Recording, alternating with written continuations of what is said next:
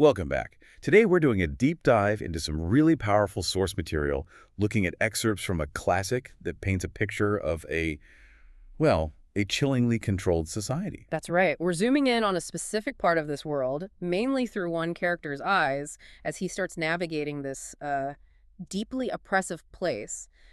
Our goal is really to pull out the key details, the unsettling strangeness of it all, and what these pages tell us about how it all works. Yeah, think of it as us digging into your source material with you, finding those crucial bits that help you understand the mechanics, the whole feel of this society.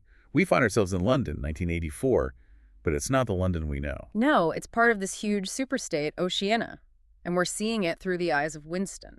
So where do the sources start us off? What's the first impression? Right in his apartment building hallway, you get the smell, first boiled cabbage and old rag mats. Instantly gives you this sense of, well, decay, grimness. Not exactly inviting. And then visually, what hits you? The posters, huge posters everywhere. This face, man about 45, black mustache, kind of ruggedly handsome. But the eyes, they seem to follow you. And the caption. Big Brother is watching you. And the sources stress. These aren't just in hallways. They're on coins, stamps, banners. Wrapping paper, even. Everywhere. Constant reminder. Constant gaze. Just getting around is tough, right? The sources mention a lift. Yeah, the lift in his building, Victory Mansions, it's hardly ever working. And right now, specifically, the power's off during the day. An economy drive for something called Hate Week. Hate Week, okay. Yeah, put a pin in that one. Sounds ominous. So Winston, he's got to walk. 7 flights. And he's 39, got this varicose ulcer above his ankle. He has to stop and rest. That detail, the physical effort, it really grounds the whole thing, doesn't it? Adds another layer of just dreariness. Absolutely. And then inside his flat, there's this constant noise. Can't escape it. The telescreen. Tell us about that. Okay, so it's this oblong metal plaque. Looks like a dull mirror built right into the wall. And it's always on. Broadcasting stuff, figures about pig iron production, that kind of thing. Always on. Completely. Well, you can dim it, make it less intrusive. But, and this is crucial, you can never turn it off entirely. Never. And the chilling part, that's not just sending stuff out, is it? No, that's the key. It's watching you, too, always. They can see you, hear you. Asleep, awake, eating, doesn't matter. Doesn't matter. Indoors, outdoors. The source is stark.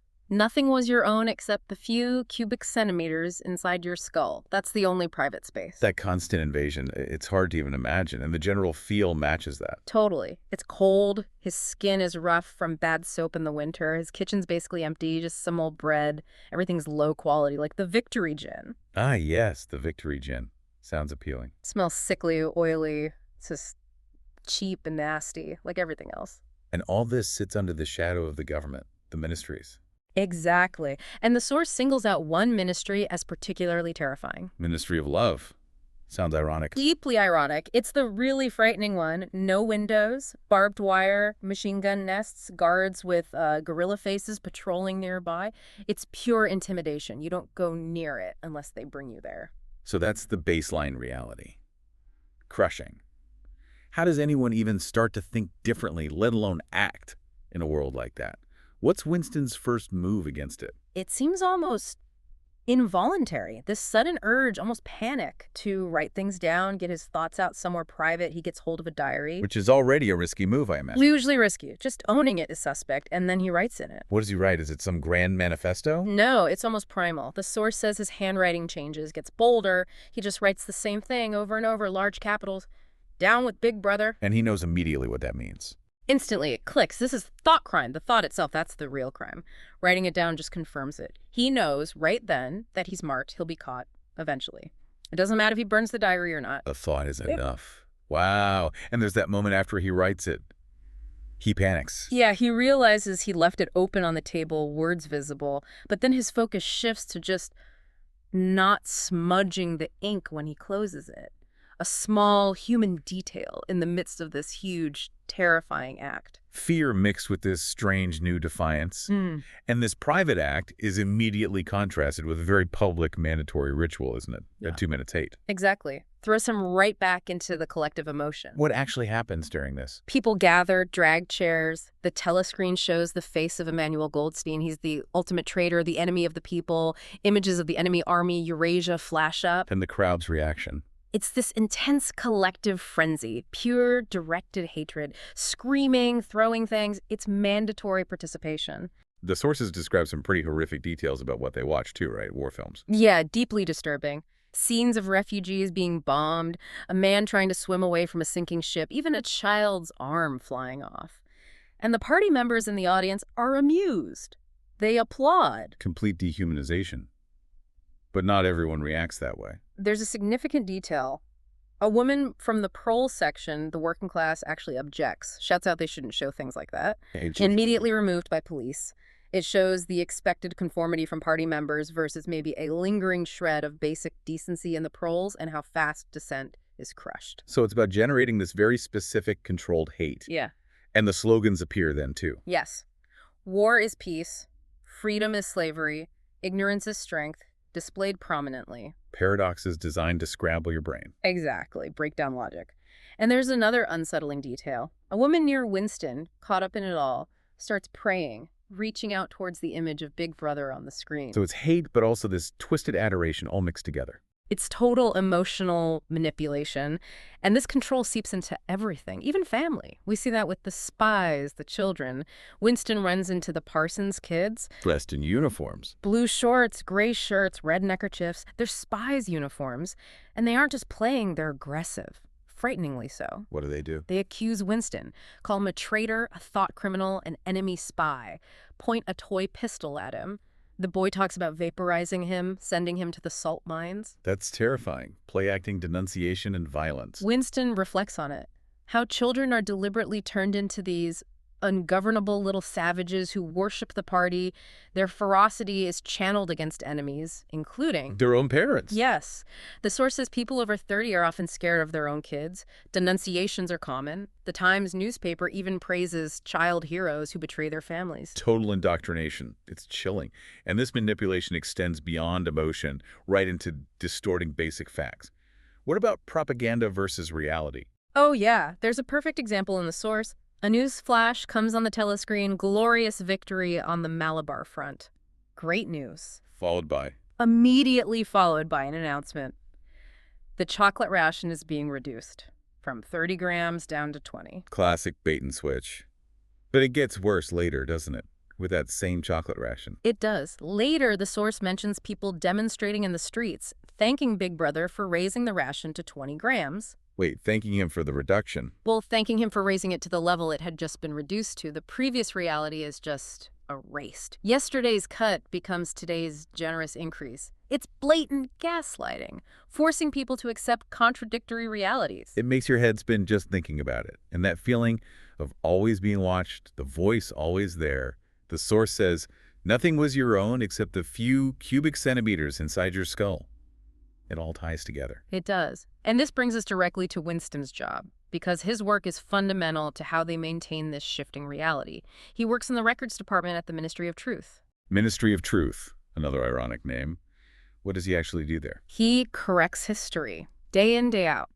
He gets instructions via the telescreen about past news articles, speeches, records that contain inconvenient facts. Like what? Like if Big Brother predicted something about a military offensive that didn't happen, Winston rewrites the prediction to match what did happen. Or if production figures were announced that were, quote, grossly wrong, he changes the original figures. So if they promise more chocolate and then cut it? He goes back and changes the original promise into a warning that there might be cuts. Ensures the party is never wrong, never inconsistent. How does the process work? And what happens to the original document, the actual truth? He dictates the correction into a device called a speakwrite. The new version goes into the system via pneumatic tubes, and the original, the piece of paper with the actual past on it, he rolls it up and puts it into a slot in the wall. The memory hole. The memory hole. And it just vanishes. Poof. Incinerated. Gone forever. The goal is terrifyingly simple. Make sure the documented past always aligns perfectly with whatever the party needs it to be right now. History is like an old piece of parchment, a palimpsest. Scraped clean and rewritten over and over. Exactly. And they don't just tweak facts, they invent things whole cloth. The source describes Winston creating a whole person, Comrade Ogilvy. Who never existed. Never. But Winston invents a life story, heroic deeds, a noble death in service to the party, Ogilvy becomes a historical figure, someone to be admired, cited as an example, all fabricated. It shows how easily reality can be manufactured. Yeah. And this constant rewriting makes it impossible to know the real past, doesn't it? Winston struggles with that himself. He does. He tries to remember basic things, like when he first even heard the name Big Brother. He can't pin it down. Party histories keep pushing Big Brother's supposed achievements further back, blurring actual memories. And there's that specific incident that really shakes him, gives him concrete proof of a lie. Jones, Aronson, and Rutherford. Right. These were key figures from the early days of the Revolution. Later denounced, arrested, confessed treason, pardoned, rearrested, confessed again, executed. Standard procedure, really. But Winston finds something. Years later. Working in the archives, he finds a scrap of an old newspaper, a photograph. And the photo shows. It shows Jones, Aronson, and Rutherford at a party event in New York. And the date printed on the newspaper clipping is the exact same date that their official confessions said they were in Eurasia committing treason. Undeniable proof. Black and white. Their confessions were lies. What does he do with it? This bombshell. After the initial shock, the realization, he drops it into the memory hole. He destroys the proof himself. Chilling. The system forces his complicity, and his later thought about it is maybe even more disturbing. He reflects that even if he'd kept it, by now, it might not even be evidence anymore, because maybe the official enemy has changed again since then. Maybe their confessions have been rewritten again. The past isn't just altered, it's perpetually fluid. He understands how they do it, but the source says he struggles to grasp the ultimate why. Why this massive, constant effort to falsify everything? The deeper motive eludes him at this stage. In this world where reality itself is unstable, what about human connection? Is that even possible? We see hints of it in Winston's dreams. Yes, he has this really poignant dream about his mother and sister. He feels they died somehow so he could live. And it makes him realize that things like tragedy, real love, loyalty, they feel like they belong to an ancient time. Before the party. Before the party stripped away, as the source puts it, dignity of emotion, complex sorrows. He just sees them sinking away from him under dark green water. A lost world of feeling. Haunting. And he also dreams about the dark-haired girl, Julia. He does. In the dream, she takes off her clothes with this one fluid movement that feels incredibly rebellious, like it could annihilate a whole culture. He admires the gesture, links it to that same ancient time, wakes up with Shakespeare on his lips. Connecting her subconscious rebellion to art, to individuality, things the party wants to crush. Exactly. And this dream kind of sets the stage for their real encounter. Though initially, he really dislikes her. Why? He sees her as the typical zealous party member, young, clean-minded, wears the sash of the Junior Anti-Sex League. He assumes she's devout, probably a spy. But then she does something unexpected. Totally unexpected. As they pass in a corridor, she stumbles, seems to fall, and while he helps her up, she slips a tiny folded piece of paper into his hand. Just like that. A secret message. Yep. He agonizes over when and where to read it safely, finally opens it. And it says, 4 simple words. I love you. Whoa.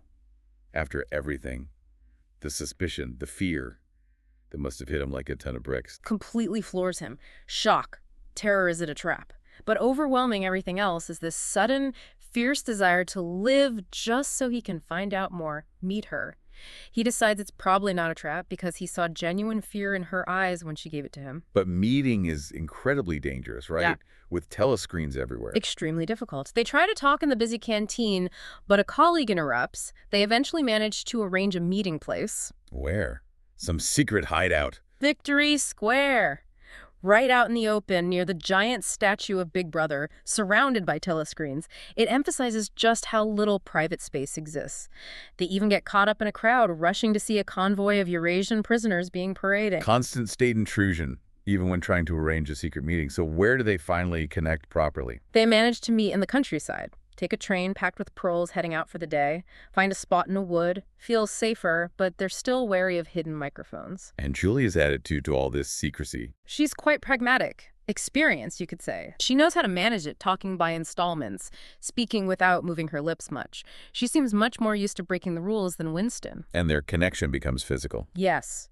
The source describes Winston's initial feeling isn't really sensual, more like a political act, but it quickly becomes a deep physical need for her, for the connection.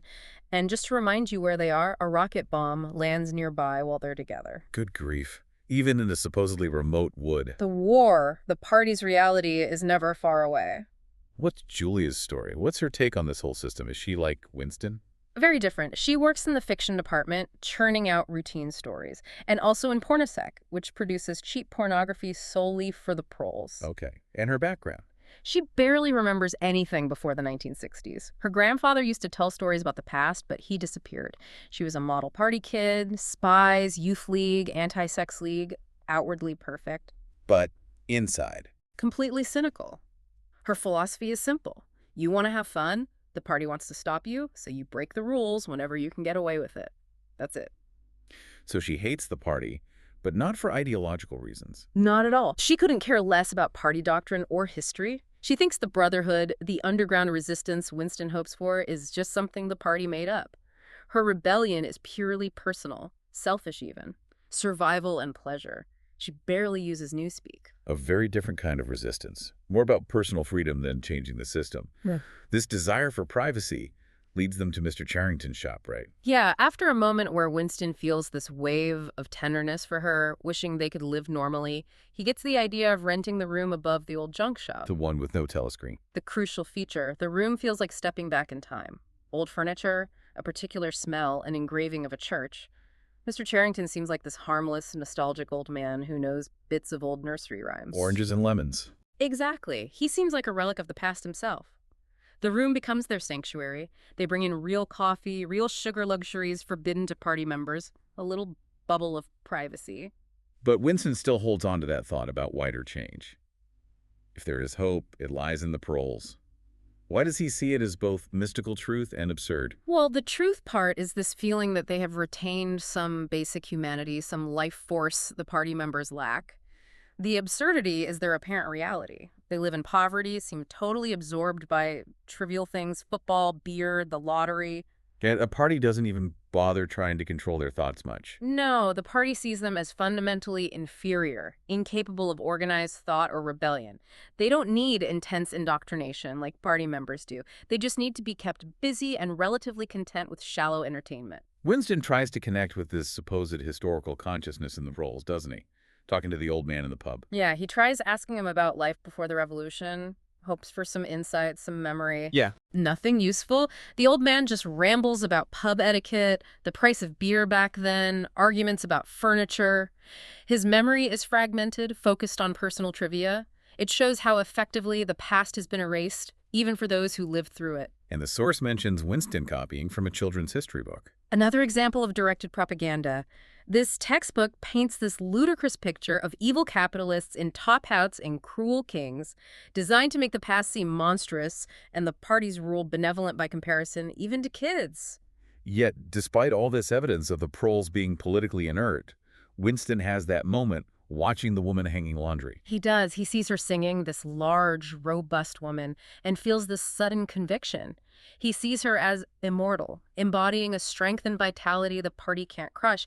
He thinks, out of those mighty loins a race of conscious beings must one day come. A future hope based on sheer biological continuation. Something like that. A potential that might awaken someday. Julie, of course, just thinks she's singing because she's singing.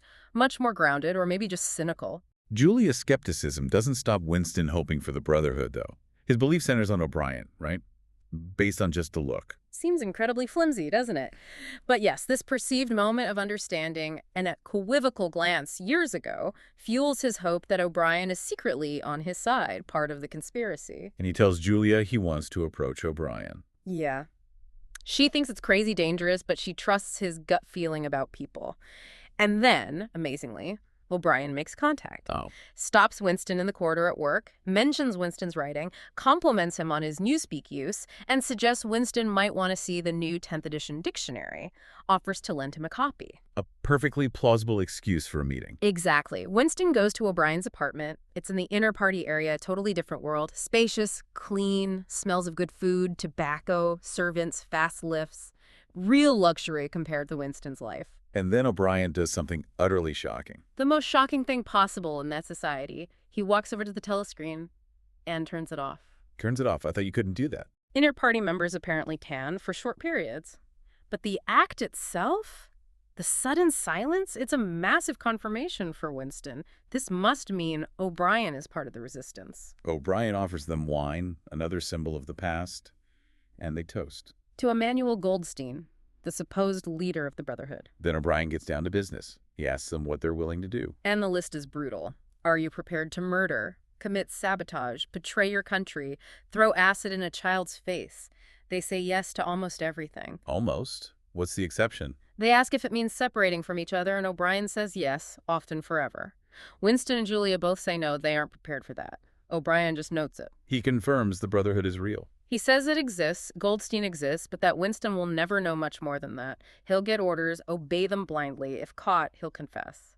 There's no help coming. It's a life of fighting in the dark. Grim, but confirmation nonetheless. And then O'Brien drops that last connecting detail. He finishes the oranges and lemons rhyme. The part Mr. Charrington supposedly didn't know. It links O'Brien directly to the seemingly harmless shopkeeper. A devastating hint, looking back. And the trap springs soon after, in their safe room. Yes. They're lying in bed, talking. Winston repeats, "We are the dead." And then a voice, cold and iron, speaks from behind the picture on the wall. The picture of the church. Yes. It says, "You are the dead." A hidden telescreen. It repeats the rhyme. Here comes a candle to light you to bed. Here comes a chopper to chop off your head. Then boots stomping up the stairs. Chaos. And Mr. Charrington. He enters the room, but he's completely transformed. No longer frail and stooped, younger looking, cold-eyed. He's thought police. He even points out the broken glass paperweight on the floor, their symbol of the past, now shattered. Betrayed by the very symbol of their escape, Winston is taken away. To the Ministry of Love. He knows instantly this is the place O'Brien spoke of. The place with no darkness, lights always on. Describe the cells. White porcelain tiles, high ceiling, hidden lights, a bench, constant humming noise, impossible to judge time, cold, an intense thirst. Prisoners come and go. He recognizes some people. Ampleforth, the poet, arrested for leaving the word God in a poem translation because no other rhyme worked, and Parsons, his neighbor. Parsons, the enthusiastic party man. What for? Thought crime. Talking against Big Brother in his sleep, denounced by his own 7-year-old daughter. And Parsons is actually proud of her for doing it. Seems to be, yes. Proud she did her duty. It's horrifying. Winston also sees prisoners terrified of being sent to room 101. Just the name causes panic. And then the final betrayal is revealed. O'Brien walks into the cell. Winston thinks, "They've got you too." O'Brien calmly replies, "They got me a long time ago." And confirms Winston knew this, always knew it. O'Brien is not a prisoner, he's the interrogator. The torture starts. Physical first. Brutal beatings. Fists, truncheons, boots, aimed at breaking him down, getting confessions. The pain is overwhelming, makes thought impossible. He confesses to anything and everything they want. But that's not the real goal, is it? Just confessions? No, the party doesn't just want confessions, they want conversion. They want to change his mind. O'Brien takes over the interrogation personally, using a machine with a dial that controls pain levels. The tool for re-education. And the famous scene with the fingers. O'Brien holds up 4 fingers, asks Winston how many he sees. Winston says 4. O'Brien increases the pain, asks again and again, until Winston, through the agony, tries to see 5, says he sees 5. It's about destroying objective reality. Exactly. Whatever the party says is truth is truth. 2 + 2 = 5. If the party wills it, your own senses, your reason, mean nothing. And O'Brien explains why they do this, the motive. He's chillingly honest. He says past tyrannies, like the Nazis or Russian communists, pretended power was a means to an end, a paradise, equality, whatever. The party's different. How so? They seek power purely for its own sake. The object of persecution is persecution. The object of torture is torture. The object of power is power. No illusions, just pure, absolute, endless domination over the human mind. He explains doublethink, too. The ability to hold 2 contradictory ideas at once and believe both. Like knowing scientifically the stars are distant, but believing they're close if the party says so. It's mental gymnastics to ensure conformity. O'Brien seems certain they'll always win.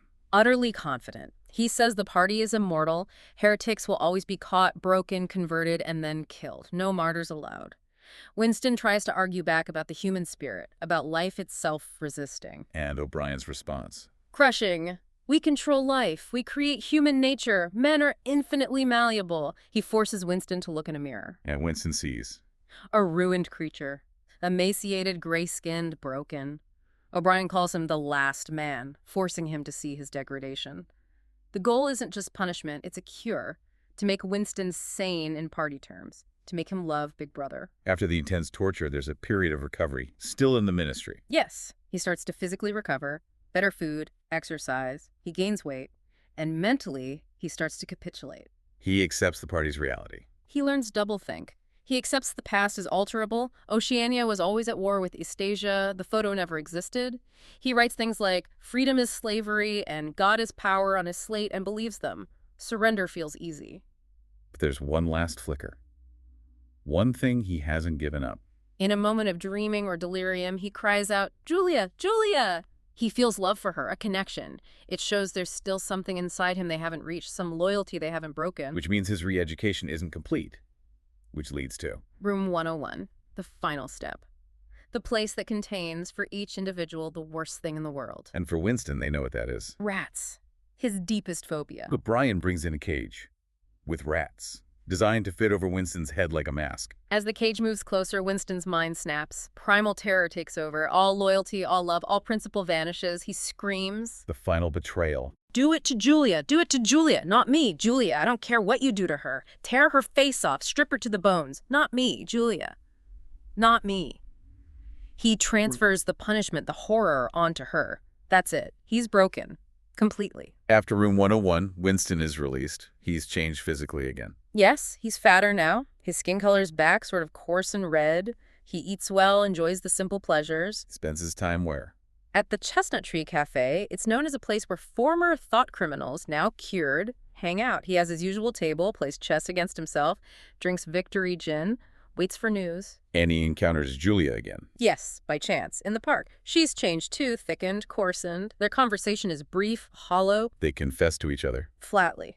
I betrayed you, she says. I betrayed you, he replies. There's no emotion left between them. The feeling is gone. Completely. The source says the thought of sex with her is now repulsive. Desire itself seems to have been burned out of him. The party won that battle too. So his life is just waiting. Chess problems, gin, news flashes. Pretty much. He follows the war news vaguely.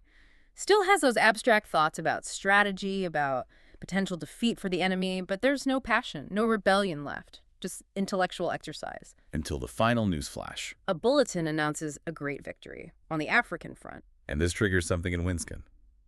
The final step. He traces the battle in his mind, feels a surge of something. Triumph, joy, relief. He visualizes the enemy forces being annihilated. It's a moment of complete identification with the party's victory. And the final line's the source material. He had won the victory over himself. He loved Big Brother. Wow. So tracing that whole journey through the surveillance, the propaganda, the rewriting of history, the psychological torture, it's devastating. It really lays bare the mechanisms, doesn't it? Destroying the past, controlling language with Newspeak, stopping unwanted thoughts with Crime Stop, weaponizing family, destroying love itself in Room 101. And that terrifyingly honest motive O'Brien gives power for power's sake.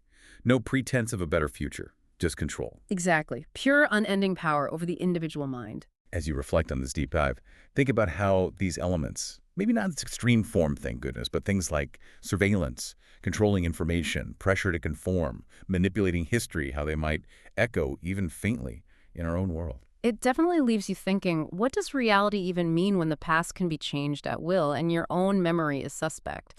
And maybe the most unsettling question from Winston's story. Is there any part of the human spirit, any loyalty, any core self that ultimately can't be broken or reshaped by enough pressure, enough pain?